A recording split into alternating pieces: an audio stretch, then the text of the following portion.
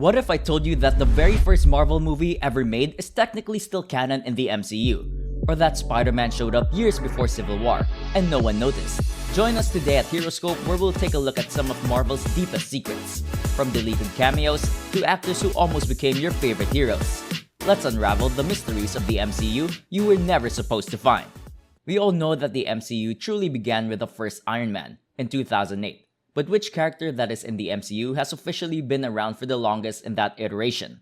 Of course, the first man that comes to mind is the legendary Tobey Maguire's Spider-Man, having first played the character all the way back in 2002. However, even this insane record of playing the same character got crushed by Hugh Jackman as he portrayed the Wolverine again, having started 25 years ago in the year 2000. Then, in the very same movie, his record got beaten by none other than Blade, as Wesley Snipes first started playing the character in 1998, meaning he has now been Blade for a full 27 years. However, did you know that the official first Marvel movie, made all the way back in 1986, is somewhat still canon? The movie we're talking about is Howard the Duck, a pretty big flop in the 80s, that had almost nothing to do with the Marvel character of the same name. However, the funny thing is, it's still somewhat canon, as James Gunn took Howard the Duck and put him into his Guardians of the Galaxy movies as a little cameo, making Howard the Duck technically the longest appearing character in Marvel movie history. We all know how the MCU likes to interconnect their projects, but sometimes they do it in such a sneaky way that even some of the most hardcore fans fail to notice the connections. For example, many people never noticed that the Ten Rings didn't actually make their first appearance in Shang-Chi, but in fact, much earlier than that. Do you remember the people that kidnapped Tony Stark all the way back in Iron Man 1? Well, those were none other than the Ten Rings, and you can even see ring signs in the background in some scenes. And this wasn't even close to the only time the MCU planted a little hint in the background which would only be resolved way later. For example, everyone knows the famous scene where Captain America slightly moves Mjolnir, which in turn leads to a massive payoff when he finally lifts it in Endgame. But did you know that Wakanda was also mentioned and hinted at before Black Panther ever officially joined the MCU? In Iron Man 2, it can clearly be seen on a holographic map behind Nick Fury, and it also gets mentioned in Age of Ultron, during the Vibranium subplot. Wakanda. Many fans theorize that Peter Parker appeared in the MCU way before getting his first official appearance in Captain America Civil War. In Iron Man 2, one of the most crucial scenes is when a kid stands up to one of the Hammer Jones, completely on his own, with Iron Man swooping in to save him. Well, years later, Tom Holland himself confirmed that this kid was no other than Peter Parker himself, proving that he had what it takes to be a hero, long before ever even being bitten by a radioactive spider. Now, everybody knows that Robert Downey Jr. equals Iron Man. But, long ago, Marvel had a very different plan up its sleeve, which would have changed everything. Instead of Robert Downey Jr., Marvel's first pick for Iron Man was none other than Tom Cruise. However, things didn't seem to work out, and Tom Cruise ended up dropping out of the project, leading Marvel to hire Robert Downey Jr. instead. And that was the end of that.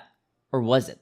Ever since then, Marvel fans have been speculating, especially in the recent years with the multiverse saga being at its peak, that it may just be time for Tom Cruise to finally don the Mark suits. Some fans have speculated that Tom Cruise will actually appear in the upcoming Doomsday movie, portraying Superior Iron Man, a version of Tony Stark that embraced all of his darkest traits, becoming a full-blown villain. But all of this is just speculative, and it still remains to be seen what will actually happen. However, this isn't the only time something like this happened. Scarlett Johansson actually wasn't the first choice for Black Widow. Emily Blunt had already been hired in the role.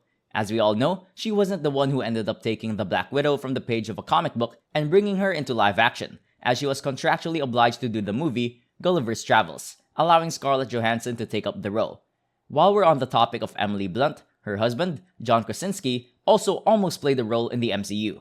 I know what you might be thinking. But wait, John Krasinski has already played a role inside the MCU, and none other than the much-awaited Reed Richards, who the people fan-casted him so much as, at that.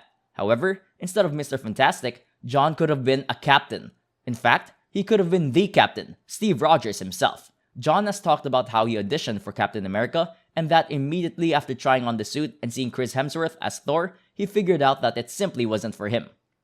When portraying legendary comic book characters, actors usually stick to playing only one character, but that isn't always the case. Sometimes as a little Easter egg, and sometimes as a joke, the MCU will reuse an actor for a different role and, rarely, it happens that people don't even notice. For example, we all know that Chris Evans plays the legendary Steve Rogers, Captain America, and that, as of recently, his version of the Human Torch is also canon to the MCU. Also, actress Gemma Chan first portrayed Minerva in Captain Marvel, and then went on to play Cersei in The Eternals. However, reusing actors can go unnoticed for years, and sometimes, if done correctly, can even lead to a cool little Easter egg. Take Laura Haddock, who plays Quill's mom in the Guardians of the Galaxy movies, for example. Did you know that, on top of that, she also played a different role in the MCU before that? In Captain America: The First Avenger, Laura Haddock actually plays one of the 1940s Cap fans who asked him for his autograph. This could have gone unnoticed for years and years had it not been for the extremely sharp-eyed fans who noticed this little actress reuse. But perhaps the coolest time when an actor was reused was with the actor Kenneth Choi. In Captain America: First Avenger, he portrays Jim Morda, a soldier who serves in the Howling Commandos under Cap and Bucky. Once again, fans couldn't help but notice when he also got cast as the high school principal in Spider-Man: Homecoming.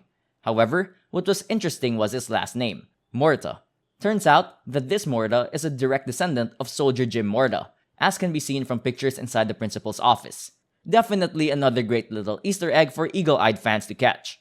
And that's just scratching the surface. The MCU is filled with decades worth of secrets, be it reused actors, obscure movie references, clever cameos, or long-term payoffs that reward the most loyal fans. Whether it's a blink and you'll miss a background detail, or a casting choice with a hidden connection, Marvel has proven time and time again that no choice is ever random. So the next time you rewatch your favorite Marvel film, keep your eyes peeled because you never know what hidden gem might be waiting in the background.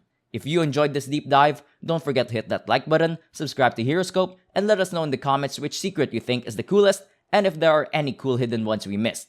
Thanks for watching, and we'll see you in the next one.